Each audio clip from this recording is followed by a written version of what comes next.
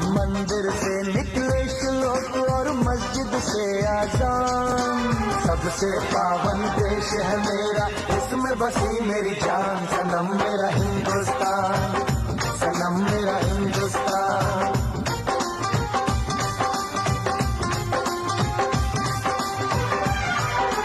ढोलक से धम धम निकले और शहनाई से तान, मंदिर से निकले श्लोक और मस्जिद से आजान, सबसे पावन देश है मेरा, इसमें बसी मेरी जान। सनम मेरा हिंदुस्तान, सनम मेरा हिंदुस्तान।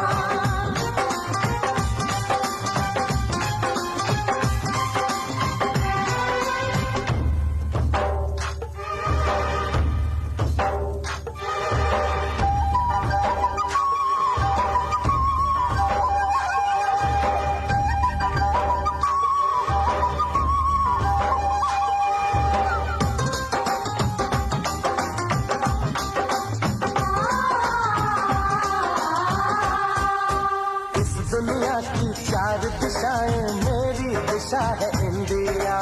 और इंडिया में सबसे फेमस झुमका पायल बिंदिया।